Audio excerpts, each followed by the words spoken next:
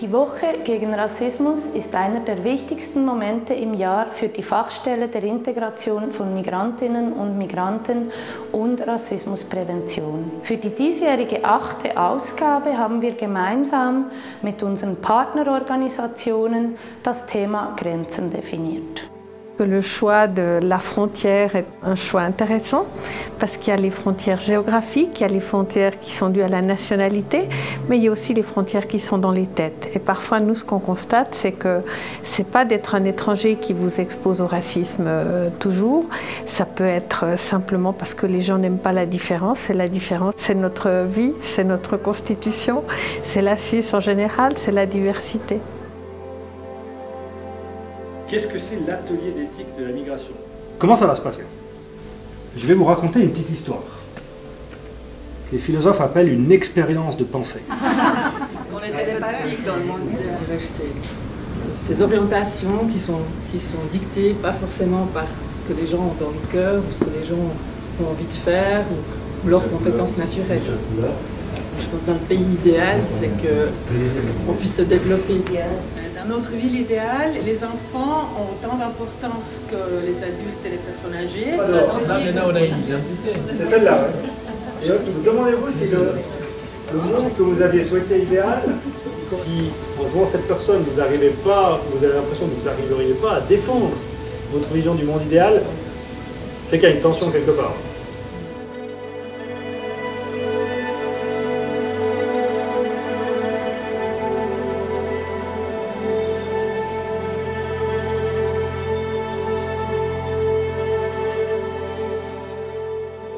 Ce qu'on a fait avec le musée et avec le bureau d'intégration de Bulle et les écoles, c'est les ateliers dans les locaux du musée. Ils ont pu être sensibilisés à différentes langues déjà, aux difficultés qu'on rencontre lorsqu'on ne parle pas forcément une langue et qu'on arrive dans un pays ou dans un endroit différent.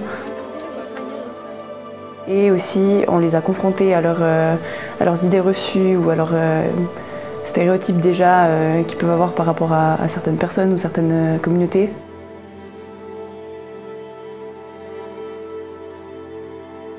En tant que professeur et moniteur, je côtoie plein de jeunes, c'est important de leur dire qu'il faut être libre et respecter les autres, accepter les autres et être uni, parce que c'est un peu ça l'esprit du hip-hop.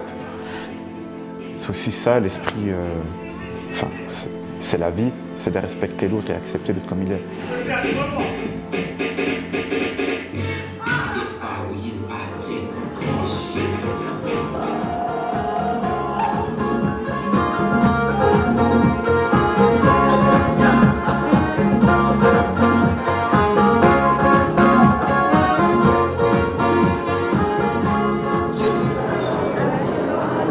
C'était que durant cette semaine contre le racisme, on puisse aussi imaginer une rencontre culturelle autrement que de simplement parler de racisme et de discrimination. Et du coup, je voulais donner l'occasion à un groupe suisse de jazz et un groupe érythréen fribourgeois de se rencontrer au travers de répétitions.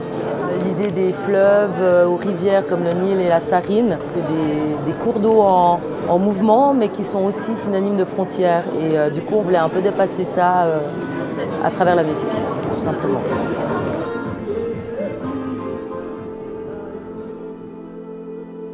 Je vous souhaite une bonne projection et je pense que les échanges seront très enrichissants à la fête de ce film. Merci.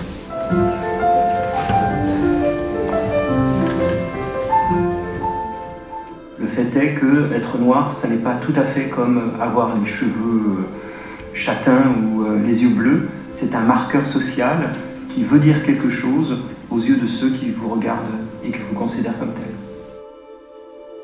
Im Rahmen der Woche gegen Rassismus ist es nicht nur wichtig, über Rassismus heute zu sprechen, sondern eben auch darüber zu sprechen, wie der entstanden ist, was die Geschichte davon ist. Und Rassismus ist eng verflochten mit Sklavenhandel, mit Kolonialismus. Und wenn wir Rassismus heute verstehen möchten, dann muss man sich auch mit dieser Geschichte auseinandersetzen. Das ist so unser Ziel.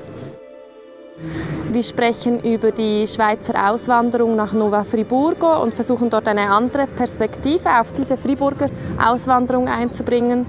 Wir sprechen über Auswanderer oder Bilder, die von Auswanderern vermittelt wurden, hier in der Schweiz oder in Fribourg. Und wir sprechen über Völkerschauen.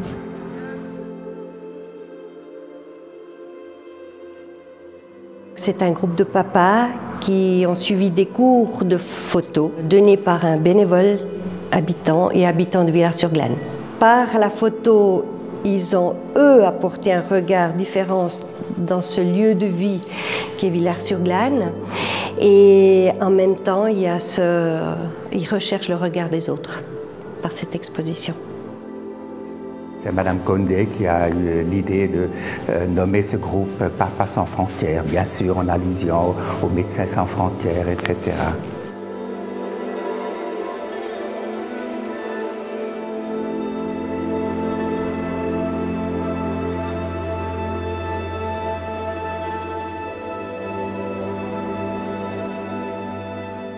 Le but de ces ateliers, c'était surtout de montrer, d'illustrer visuellement les frontières auxquelles elles sont confrontées. La première, c'est la langue, et le deuxième, c'est le travail, le métier. Déjà, en tant que femme et citoyenne, j'avais très envie de côtoyer ces femmes parce qu'en fait, je les croise dans la rue, je les croise au magasin et je ne connais pas en fait vraiment leur situation, je ne sais pas ce qu'elles ont traversé. Enfin, je vois des reportages à la télé comme tout le monde, mais j'avais vraiment envie de les rencontrer.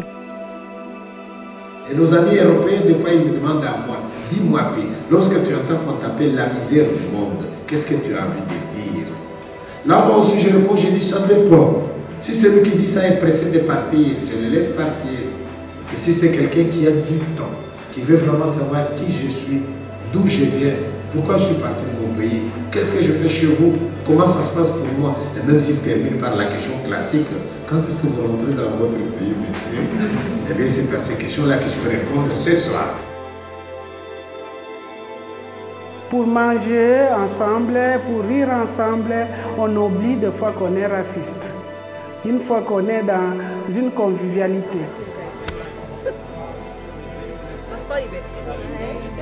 C'est une cuisine qui est sans frontières parce qu'aujourd'hui on a eu plus ou moins 11 ateliers de pays différents et ceux qui mangent et ceux qui ont amené leur savoir-faire, leur spécialité ne se font pas la différence qui est qui.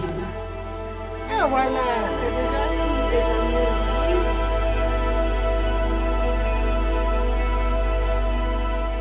Le projet Autour des frontières, en fait, part d'un de mes désirs de découvrir qui sont les élèves avec qui je travaille. J'avais envie de dépasser les deux extrémités, c'est-à-dire l'idée qu'une personne qui passe une frontière, elle est totalement victime, ou alors elle constitue une immense menace pour nos sociétés et pour nos pays. Derrière ça, je désirais ne pas tomber dans le pathétique. Presque tous ont vécu des événements difficiles, mais pas seulement. Beaucoup de jeunes ont découvert des ressources, donc des compétences. Ça, c'est une chose merveilleuse quand un élève a ce désir et cette foi quand même dans son voyage.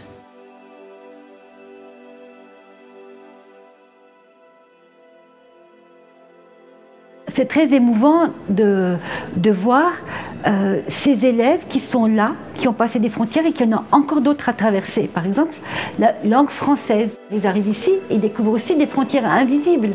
Ils peuvent dire la frontière, c'est ce que moi je n'ai pas envie de montrer à d'autres, c'est ce que je garde pour moi. Mais je peux aussi casser des frontières. Si j'ai confiance, je peux bâtir des ponts.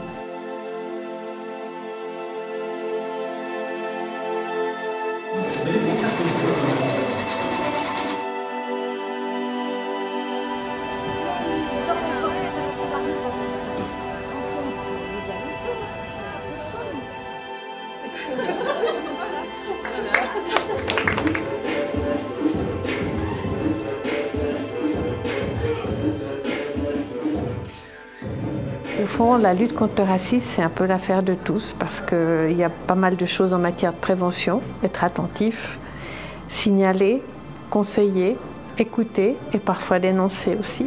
Rassismus sowohl auf individueller wie auch auf kollektiver Ebene bekämpfen zu können, braucht es ein ganzjährliches Engagement.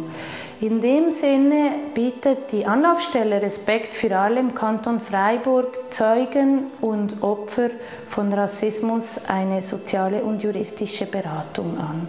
Unsere eigene Fachstelle gemeinsam mit Partnerorganisationen leistet eine ganzjährliche Sensibilisierungsarbeit der verschiedenen staatlichen Strukturen.